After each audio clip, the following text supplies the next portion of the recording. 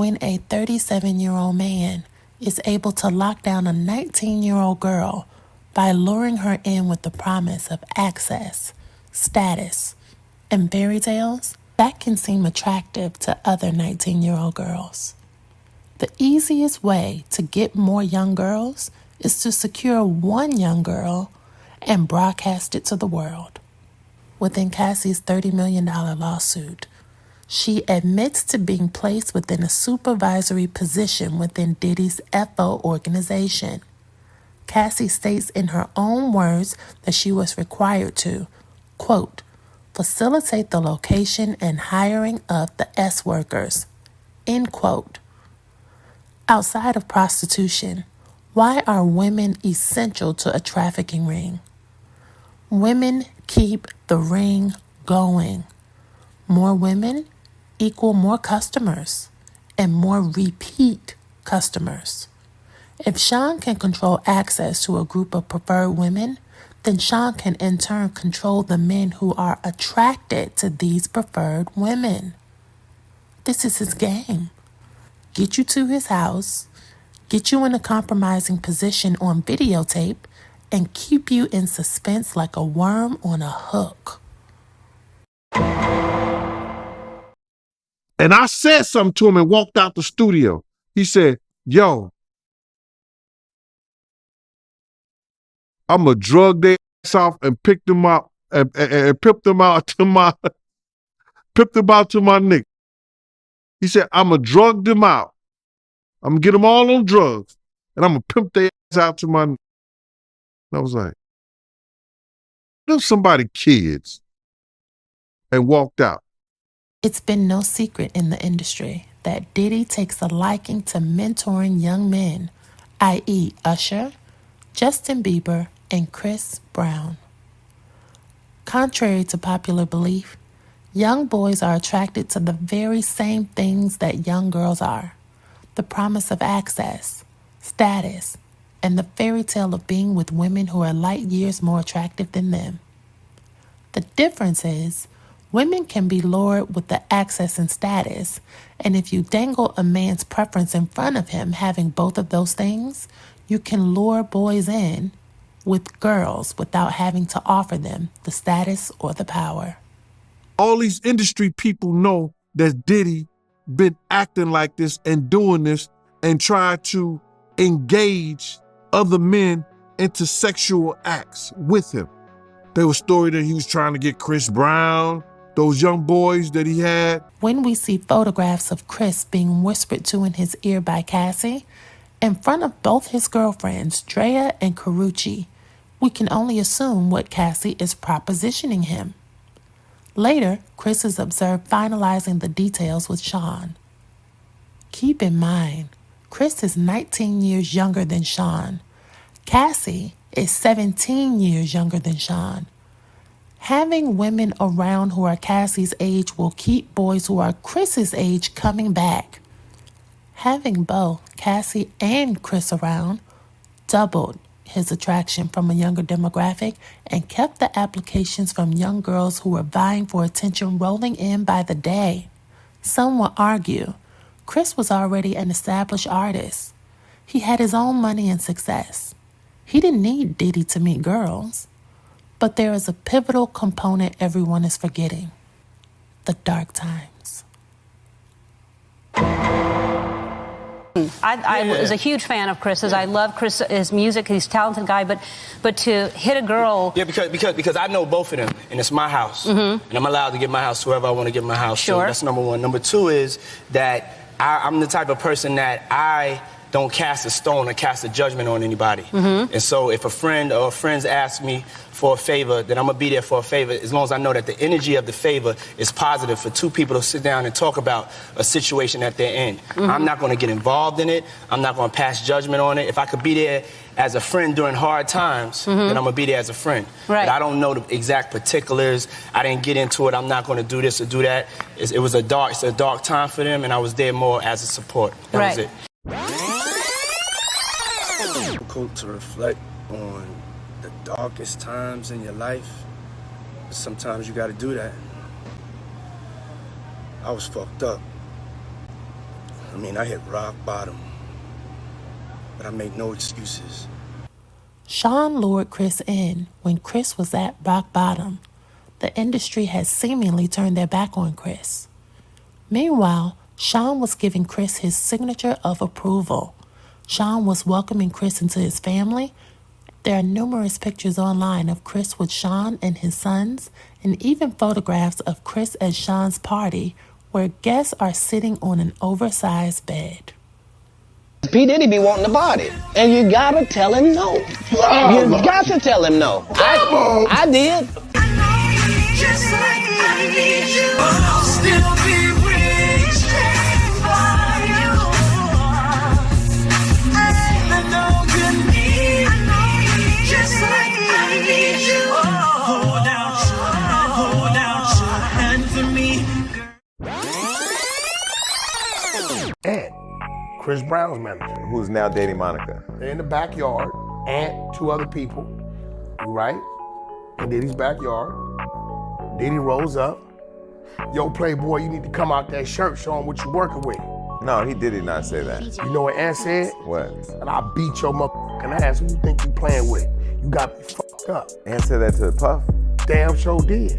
So Ant threatened to beat up Diddy? Listen, did what he's supposed to did as a heterosexual man.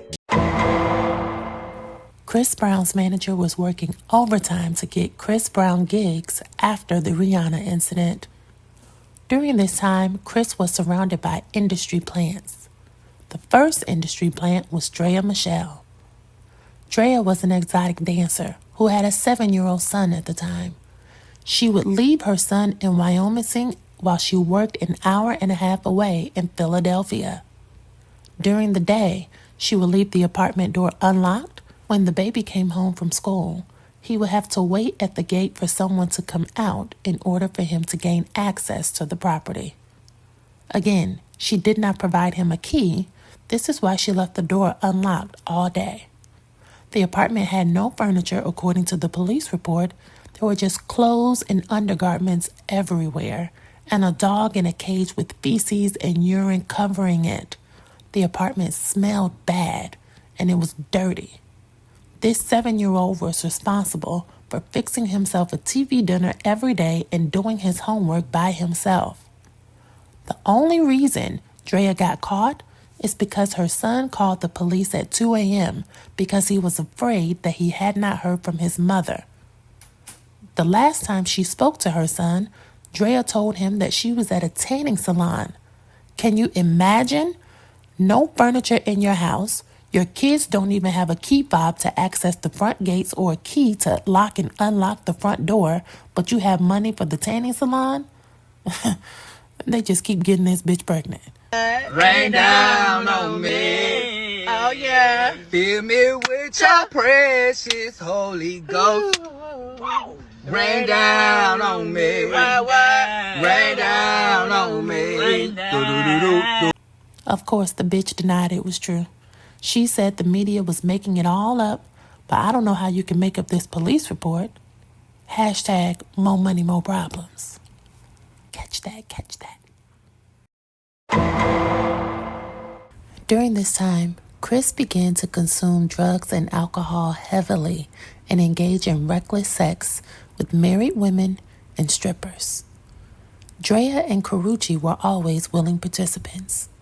In the last video, we discussed how Drea was seemingly friends with Cassie while also sleeping with Diddy, despite Cassie and Diddy being in a relationship.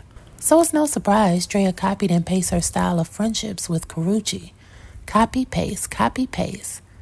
Drea was sleeping with Chris and Karrueche. This tactic allowed Drea to maximize her staying power and double her rate. Remember, 2 is a couple, but 3 is a party. Both women have denied being lesbians, but say they enjoy being with women because it's fun. You're right. Release me. You knew that? They are really close. But you think that too? I mean, she close to both of them. She close to her and to her. She doing both. In the last video, I showed you all the tweet from Candace Owens, blasting Homeland Security and the FBI for for already being aware of Sean's tactics but doing nothing about it. Candace let us know that Sean was being used as the fall guy in order to protect the people at the top. We must ask ourselves, if Cassie and Drea have already admitted to recruiting girls, do we not believe Karrueche was in on it and aware of the details as well? As much snooping as we do as women, are we really thinking Karrueche was an innocent bystander in all of this? She wore the white nail polish too. Karrueche was at the Diddy parties too. Yeah. In February of 2017, Chris was accused of battery, gender violence, and the interference with the exercising of civil rights, among other charges. The following year, Chris was hit with a $17 million lawsuit resulting from the incident involving Jane Doe number 1. Jane Doe solicited her powerhouse attorney Gloria Allred. The woman stated she was held imprisoned in Christopher's LA home and was R-worded by his friend. The woman stated she did not think she could leave because of the gate which surrounded the property and the numerous weapons Christopher and his associates had on display. Jane Doe number 1 says she was repeatedly R-worded and assaulted as Brown and his associates executed their conspiracy. She states that they used drugs, alcohol, threats, and the presence of weapons to coerce women to perform sexual acts. She also alleged that the men conspired to imprison other women in Christopher's home by barricading the door shut and taking the women's cell phones and refusing to return them. During all of this, Jane Doe number 1 says she was then forced upstairs, where a female held her down against her will and forced Jane Doe number 1 to go down on her as she was menstruating. Immediately after her phone was returned, Jane Doe number 1 called an Uber and went directly to an R treatment center and then to the police station to make a report. The lawsuit asked that the case be tried before a jury. However, Chris and his legal team opted to settle quietly for an undisclosed amount. Sound familiar? Earlier this year, a former associate of Kim Porter tweeted, quote, "The video of Diddy and Cassie is nothing. I will never forget the time he tried to make Kim Porter lick Cassie's tampon and always using Kim's race as a put down." End quote. These stories are too similar to be a coincidence. Christopher standing by and watching one of his female colleagues force another woman to go down on her while she is menstruating in his home. And with the door barricaded is another humiliation practice, liking to Sean forcing Kim to lick Cassie's tampon. If all of these men are doing the same practices, it is because they all talked about it and it is a ritual. What ritual do you all know that requires a woman's blood during her cycle? Also, the putting down of Kim because of her race and color compared to Cassie. Haven't we also heard similar reports of Chris being a colorist? And quote, Christopher not allowing darkies in his section, end quote. I'm not sure why so many black women choose to negate Christopher's blatant display of his preference towards a skin color which is not of a darker hue. But for some reason, every time this knucklehead goes on tour, all of these black women are spending $1,000 on VIP passes. Why are you paying to take pictures with him at work when he would not offer to take a picture with you outside of his work? See, I used to think it was something wrong with the men until I realized the men were all doing their dirty work in the open and the women were still going for it. There's nothing wrong with these men. It's something wrong with the women. We must do better.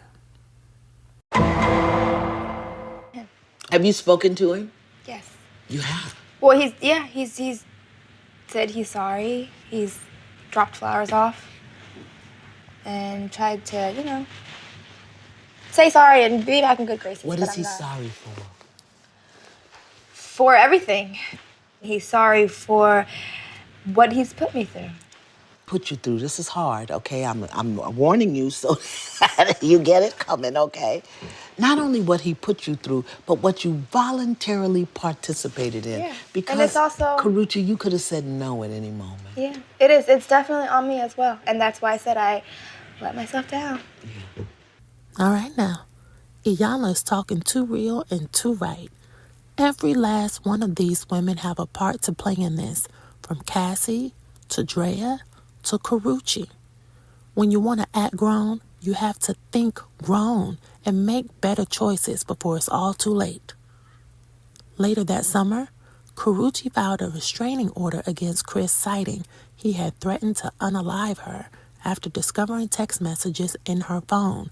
She says he threatened to harass her friends and even threatened to use a pow-pow to get her ass up out of here. Karuchi even asked that the order of protection be extended to her 55-year-old mother and her 18-year-old younger brother. See, this is why we have to be careful. When you get into these relationships with men who you know have a propensity to violence based off of the way they treated their previous partner, you are not allowed to subject your family and your loved ones to this type of terror, whether it be worrying about your safety or their own. People love to make excuses as to why Chris did what he did to Rihanna, but skip over all the incidents which occurred directly after. This is the second woman in a row claiming Christopher had a large supply of weapons, he is hot-headed, drugs were involved, and that he threatened them. But Rihanna was the problem. Oh, okay. Right after Christopher settled that $17 million lawsuit, a $20 million lawsuit came lurking around the corner. This one from another Jane Doe number 2. Jane Doe number 2 claimed that she was essayed by Christopher in December of 2020 on Diddy's Miami yacht. In the court docs, Jane 2 states she was FaceTiming with a male friend when Chris took the phone and invited her over. The woman states Christopher gave her a mixed drink in a red cup and began to discuss her musical aspirations. After refilling her drink, Jane 2 states she began to feel a sudden unexplained change in consciousness, disoriented, physically unstable, and started to fall in and out of sleep while being inebriated. Jane 2 states Chris took her to the bedroom, blocked the door, and proceeded to have intercourse with her.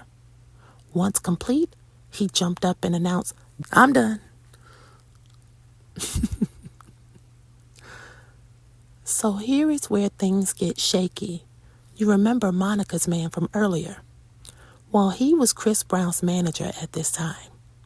He took to his Instagram and posted Jane 2's and Christopher's text messages and voice notes in an effort to clear Christopher. Conveniently, the part where Chris is telling the woman to get the day after pill is cut off. But after he instructs Jane 2 to get one, Christopher proceeds to say he doesn't like talking on the phone about stuff like this, hence why he is texting. He then proceeds to say, "I definitely didn't bust inside you. Ninjas was just hella faded, so I wanted to be sure." And he sealed it with a kissing emoji. This Negro is crazy as hell. So check this out. There is an S on the end of that ninja, meaning more than one ninjas were on this yacht in Miami at Diddy Star Island. My question is, was this a group activity? Or are you just unable to write and text above a 3rd grade level? Y'all let me know. When I see ninjas, I'm thinking there was more than one man involved in this activity. But moving right along. Once Jane 2 agreed to get the day after pill, she then told Christopher that she wanted to have sex with him again that night at midnight. Now, this Negro exclaimed the message. That means, already, let's go. Here is what I believe. I believe Chris invited this woman over. I believe he gave her a drink. I believe she was feeling woozy. And I believe he took her to the back room and they hunched for 2 minutes. And then he got up and said he was finished. I believe all of that.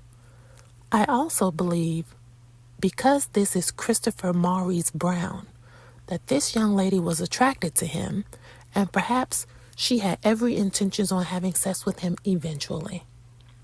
But where I draw the line is, Christopher says he gave her not one, but 2 mixed drinks in a red cup. And then she experienced a change in consciousness after. This is according to her in her complaint. I believe that. Now, according to the law, a drunk person cannot legally give consent in sex if they are mentally incapacitated by drugs or alcohol in the state of Florida. This applies even if both parties are intoxicated. So, I still believe Chris acted irresponsibly. But where this woman lost her case is Christopher's manager and Monica's boyfriend. He posted additional text messages. Look, the girl is telling Christopher that she lives in Hollywood. Shout out to Hollywood, Florida. And she proceeds to ask him if he has any E. Now, for those of you who do not know, E is ecstasy. So here we go with the drugs again. Sean Combs Jr. Look at Christopher's response. They was my homies. I don't be getting lit unless my homies got it. So who's the homie? Is the homie Sean Combs? Is the homie Justin or Christian? Is your homie your manager? Because that manager be everywhere with Chris Brown and 50 Cent. Be clear, he's in everybody's business.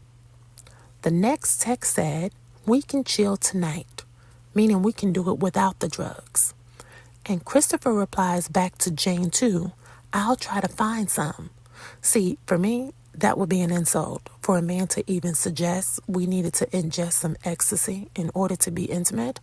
But I'm going to keep on minding my homebody business because this is going way above my pay grade. From these messages, it's clear. Jane 2 and Christopher had sex on December 30th and again on January 1st. Now, on January 11th, Jane 2 sends Christopher the what you doing text, and she got no response. The next day, she sent him the sad face emoji, and he replied back, quote, I had some shit to handle yesterday, end quote. Now, if this were me, I would have blocked his number right there. I don't put up with no Negro speaking to me like that. But anywho, Jane 2 then texts him again, where are you right now? And he answered, why? What's up? See, again, she's not reading the room. Everything about his response is standoffish. Christopher was probably laid up with the next victim. And when you should have stopped answering him, she replied back, I wanted to come over. I was bored. Girl, get your young dumb ass out of here. Okay? I see why he left your ass on red. Then, on January 16th, she asked him to make some time for her, to which he also ignored. Now, between these texts, these two had talked on the phone because somehow or another, Christopher found out that she was on her period. So I will chalk this up to her being emotional. But she sent him this text asking, does he just want to have sex all the time, or can they chill during the day too? I just want to know my role. See, this girl does not have a job to go to during the day. She is bored. She does not know how to talk to guys. And she is giving this man all the power over which direction their relationship will go. And she just met this Negro 18 days ago. Girl, please, where is this girl's parents? Christopher, of course, sent no reply. What is already understood does not need to be spoken. Hell no, we ain't spending time during the day. Okay? Then she sent him a video or some type of raunchy photo which needed to be blacked out. So after Christopher's manager and Monica's boyfriend released the text messages, Jane 2's attorney dropped her like a bad habit. So she no longer had representation. She appeared to be a scorned lover using the court system as a means of seeking revenge. So that case was dismissed. Christopher immediately took to his Instagram once the story broke out, writing, no more dragging me through the mud. Clearly you all can see the cap. Now, let's see if the media will keep that same energy they had trying to destroy me. Run the real story. Me and my team are seeking legal action. Wait a minute. Not so fast, Christopher. Hold on, Chris. See, the reason people often forget about Jane 1 and her $17 million lawsuit and Chris settling out of court is because Jane 2 and her $20 million lawsuit were dismissed and she was kicked out because her story was crooked. People conflate these two stories as if they were both dropped and dismissed, and it's not true. Furthermore, if I believe all the rumors going around that the reason Chris and Rihanna got into that fight in that car the night of the Grammys, then I would have to assume that Chris has an incurable STD. Now, if Chris has an incurable STD, what is he doing going around sleeping with people willy-nilly and texting them the next day to get a day after pill? See, Chris is doing too much. He's doing too much. Jane 2's lawsuit sounds pretty similar to the case recently filed this year against Sean Combs' second son, Christian. The alleged complaint comes from a woman who worked for the staff on board the Miami yacht at Star Island that Sean enlisted in the winter of 2022 for a family trip. The woman says Christian spiked her drink, he admitted to drugging her, and an R-worded took place. Christian has denied all allegations, but the woman has the entire incident recorded on audio, which has been authenticated by CNN. All of these stories about sex parties, drugs, weapons, threats, R-wording women, all on the same yacht, all at Star Island, all orchestrated by Diddy. This is no coincidence. It's no coincidence. Whether it be Cassie, Drea, Carucci, Sean, Chris Brown, all of these people are working together. All of them. And if you take one down, you have to take them all. Rain down on me. Oh yeah. Fill me with your precious Holy Ghost. Rain down on me. Rain down on me.